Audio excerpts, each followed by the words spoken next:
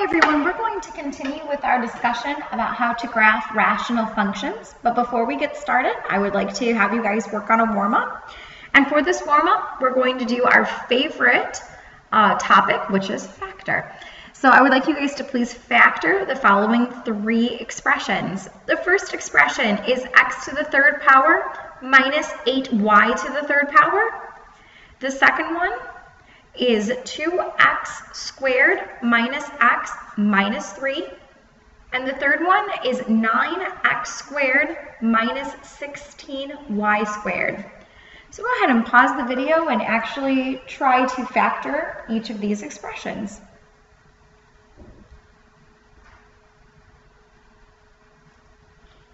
All right, let's go ahead and check our answers. The first problem is what we call a difference of cubes. And for a difference of cubes, we use the strategy that we like to call SOPs. So you have a binomial times a trinomial, and in your binomial, you're going to take the cube root of the first term, which is x.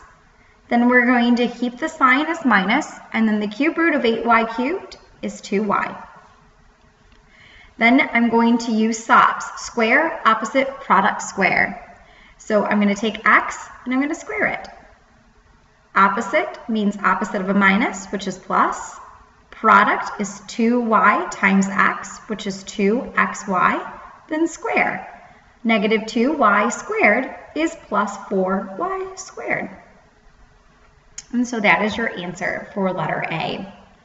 For letter B, this is simply factoring when A does not equal 1. So that means that it's just a normal quadratic that we split apart into two parentheses. I'm going to split apart the 2x squared into a 2x and an x, because that's the only way that I can split apart or multiply two factors together to end up with 2x squared. So I'm now going to look at my last term, which is 3, and the only way that I can get a 3 is with a 1 and a 3. And my goal is to get a negative 1. So I'm just going to try putting 3 right here and putting 1 right here. Checking the O and I of the FOIL, I have 2x times 1, which is 2x, and 3 times x, which is 3x.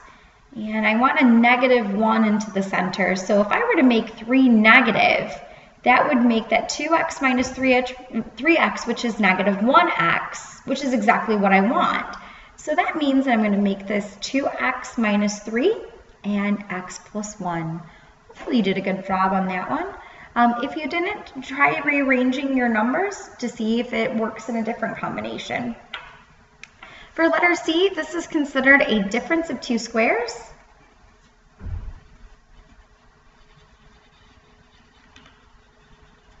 Also known as dots.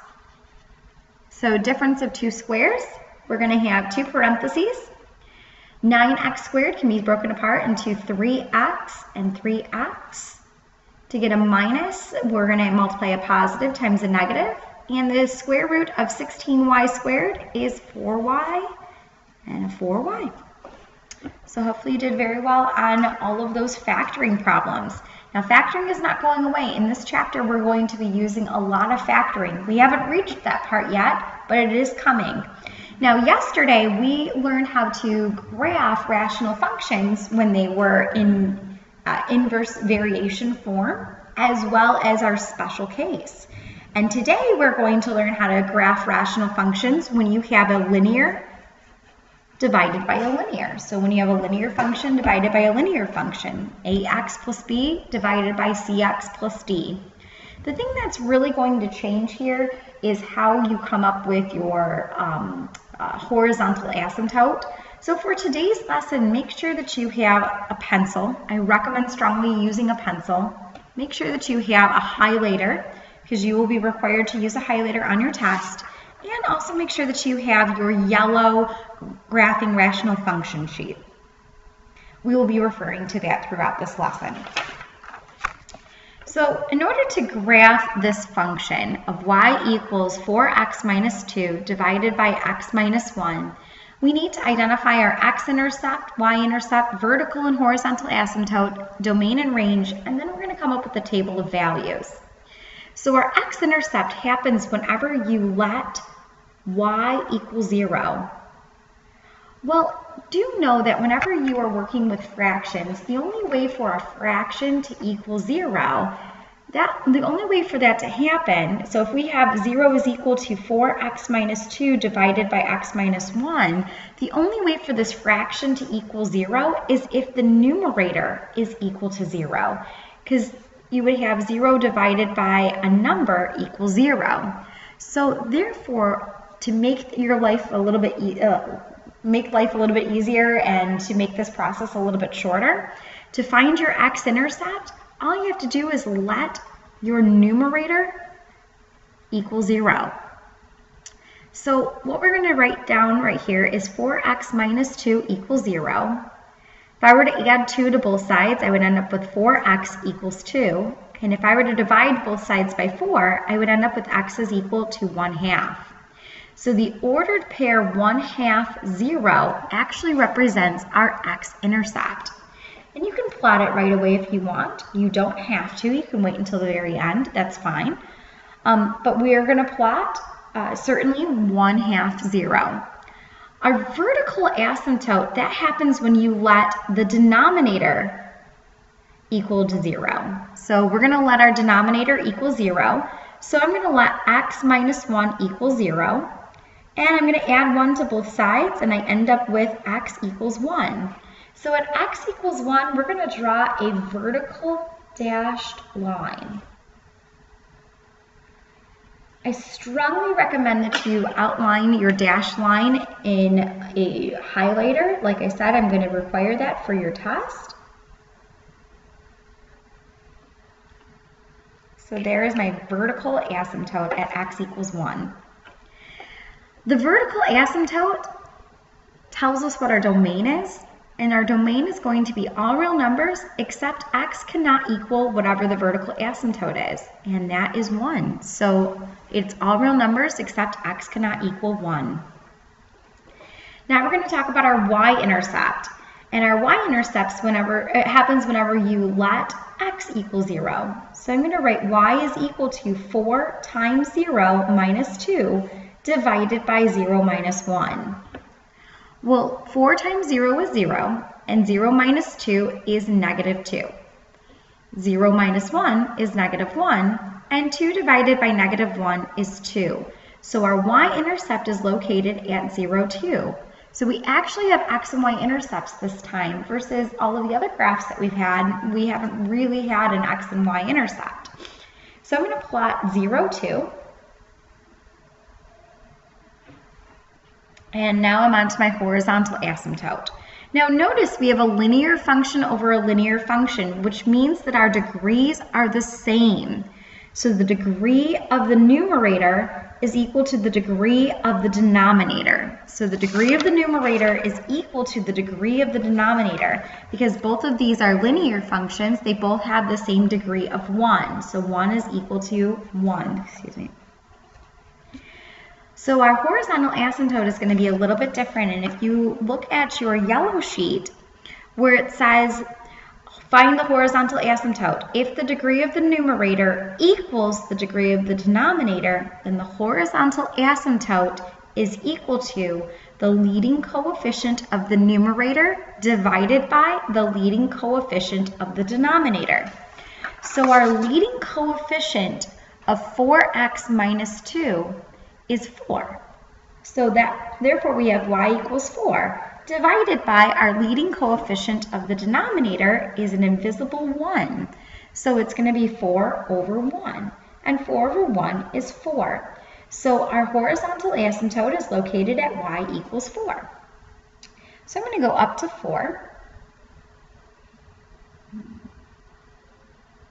And I'm going to draw a horizontal asymptote.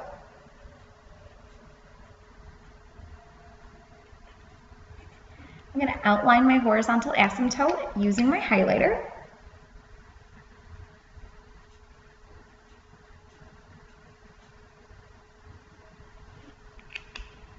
And now I'm ready to identify my range. My range is going to be all values of all real numbers except y cannot equal 4. So our horizontal asymptote kind of helps us to determine what our range is. Next, I'm going to come up with a table of values, and I usually let my vertical asymptotes tell me what values of x I should choose. So since our vertical asymptote is located at x equals 1, I'm going to select two numbers that are both bigger as well as smaller than 1. I'm going to draw like a little squiggle right there. So I'm going to select -1 and 0, or you can select -2 and -1. That might be a little bit better because we don't want to use our y-intercept. So I'm going to select -2 and -1. We already know what 0 is, and we've already plotted that. And I'm going to select 2 and 3.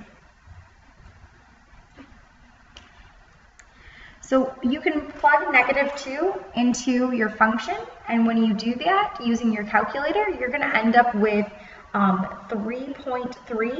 You can write it as 10/3 if you want, but you really don't have to because we're just going to be plotting these numbers onto the grid, and we're going to be approximating the location anyways. I'm going to plug -1 in, and you end up with 3. And I'm going to plug 2 in, and you end up with 6. And if I plug 3 in, you end up with 5. So that is just doing a little bit of pre-work for you guys. The expectation is that you're going to be plugging these values into the original function and coming up with these values on your own. So I'm going to plot -2, 3.3. So it's going to be located about right here. Here is -1, 3. And here's what this branch of the hyperbola looks like. Your hyperbola should never cross any of your asymptotes. Just make sure of that. It's always approaching your asymptote. On the other side, I have 2, 6. So this is, just be careful here. I'm going to go over to 2 and up 6. And here's 3, 5.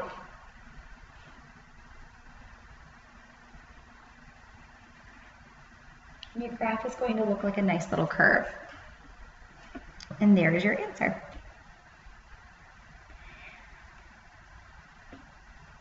For practice, I strongly recommend pausing the video for example number 2, trying it on your own, seeing how well you do, and then coming back to see what the answer actually is. So go ahead and try example number 2 on your own, and then I will show you what to do.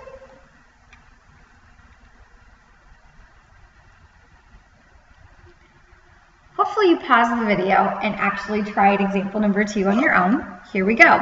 For your x-intercept, what you want to do is you want to let your numerator equal 0,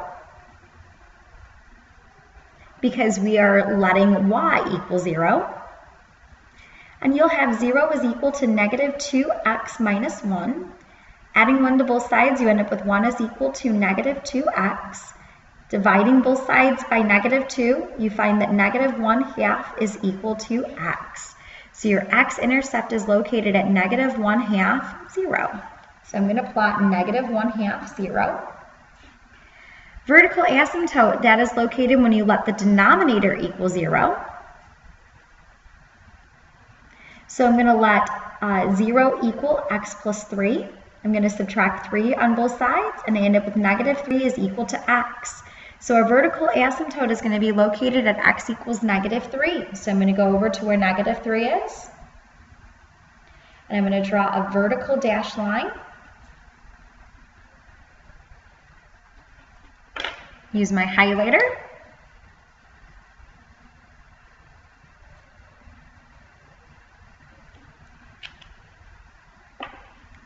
And that is my vertical asymptote. My vertical asymptote will help me to identify my domain. That's going to be all real numbers except x cannot equal -3. Next, I'm on my y-intercept. My y-intercept is located when x is equal to 0. So I'm going to write y is equal to -2 times 0 minus 1 divided by 0 plus 3. And that's going to equal -1 over 3. So where y equals -1/3, that is our y-intercept. So 0, -1/3. So I'm going to go to where 0, -1/3 is. And it's going to be about right here. It's just an approximation. My horizontal asymptote, well, that's going to be based on my degrees, and notice that I have a linear over a linear. So that means the degree of my numerator, which is 1, is equivalent to the degree of my denominator, which is 1. So with that being said, that means we're going to be looking at our leading coefficients. So our leading coefficient of the numerator is -2, and our leading coefficient of the denominator is 1.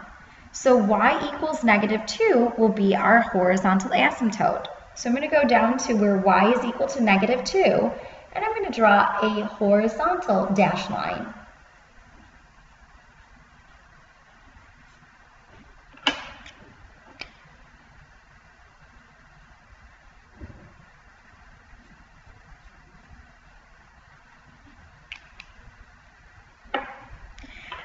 My range is based on my horizontal asymptote, and that's going to be all real numbers except for y cannot equal -2. Now we're going to come up with a table of values, and my table of values, I always choose x values based on my vertical asymptote. My vertical asymptote is at x equals -3, so I'm going to select -5, -4, -3, I'm not going to use. I'm going to select -2 and -1. And when I put those numbers in, when I plug -5 into my function, I end up with -4.5. When I plug -4 into the function, we end up with -7. When I plug -2 into the function, we end up with 3. And when I put -1 into the function, I end up with 1/2. So I'm going to plot these points to the best of my ability. Here is -5, -4.5. So 1, 2, 3, 4, 5, -4.5, 1, 2, 3, 4, here's -4.5, about right here. And -4, -7 is going to be way down close, down further past my grid. So I'm just going to approximate what this graph looks like. It's just going to be like a nice little arc. You can use just one point, that's not a big deal. You could have also changed the scale if you would like. That's not a problem either, but this is fine. It's just a sketch of the graph. It doesn't need to be 100% accurate or perfect. So this is perfectly fine. I'm going to plot -2, 3, -1, 1/2. And I'm going to connect my points. My hyperbola approaches both asymptotes, and that is what the graph should look like. We have one more problem, and then we're finished with today's lesson. For this problem, what we have here is a rational function application. This problem is more confusing than what it really needs to be. But what we have here is a 3D printer builds up layers of material to make three-dimensional models. Each deposited layer bonds to the layer below it. A car company decides to make small display models of its vehicles using this is not supposed to be ED, it's supposed to be 3D, using a 3D printer. The printer costs $24,000 and the material for each model costs $300. We want to write an equation that gives the average cost per model as a function of the number of models printed. So what we have here is we want to identify an equation that gives the average cost per model. So what I'm going to do is I'm going to let C be equal the average cost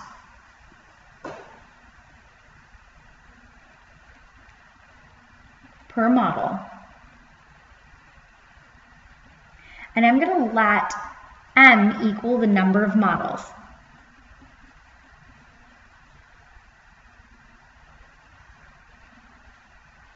Printed.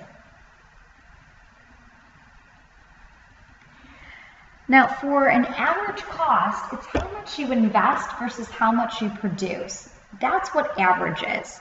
So once again, it's the, if we were to write it out in words, your average cost would be equal to how much you invest. So that's going to be your cost, your unit cost,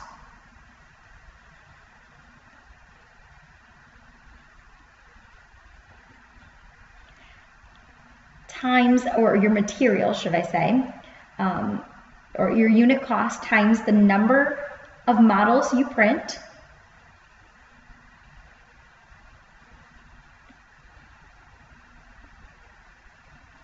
plus the cost of the printer,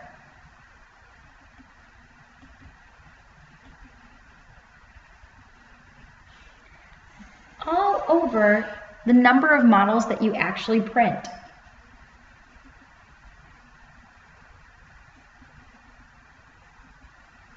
So your average cost is the amount of money that you invest into this process divided by the number that you actually create, the number of models that you make.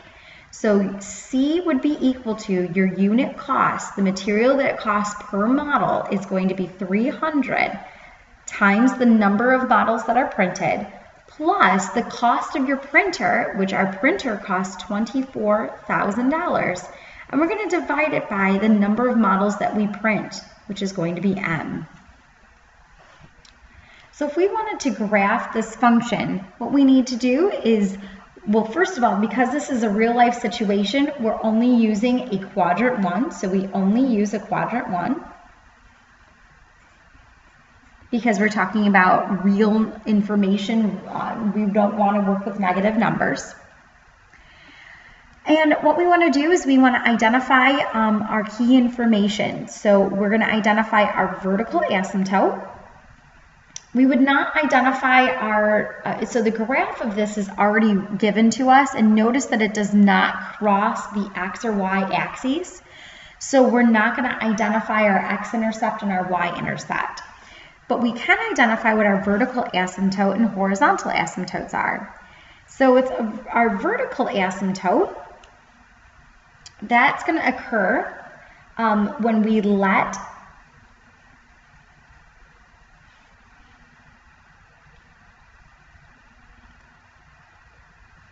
our denominator equal 0, and our denominator is m, so it's going to be m equals 0. So at m equals 0, we're going to have our vertical asymptote, so that's going to be located right here on our graph.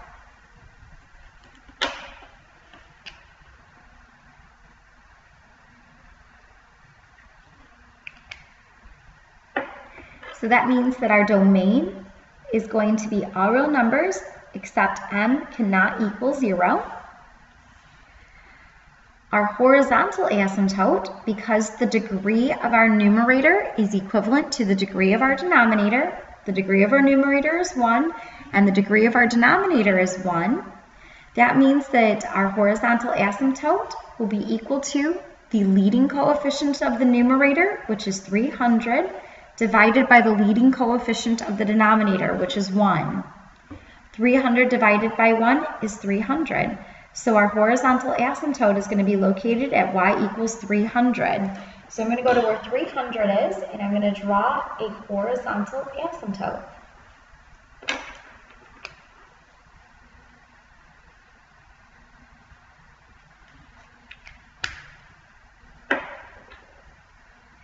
That means that our range is going to be all real numbers, except I'm not sure why I called it y. It's supposed to be c.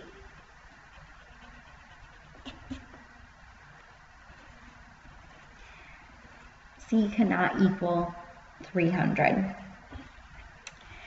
So the first question asks us to write an equation that gives the average cost per model as a function of the number of models printed.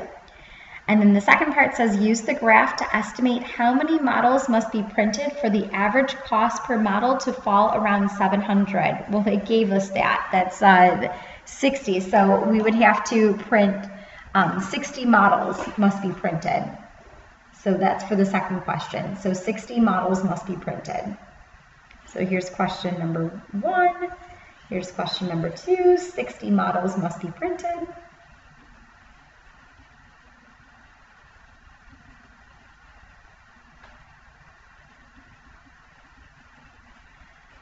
For the average cost per model,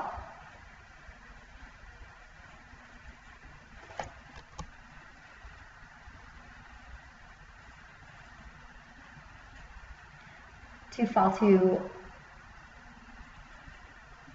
$700. And that's just based on the ordered pair that they gave you right there. And then the third question says, what happens to the average cost as more models are printed? So as our number of models increases, what happens to our function?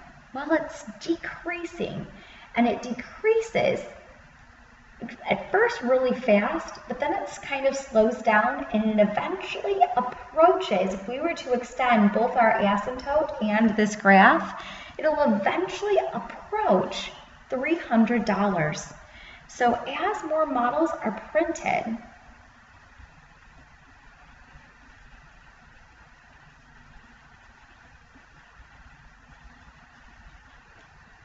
the average cost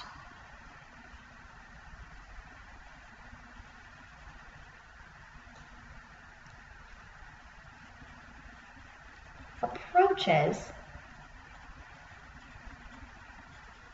$300.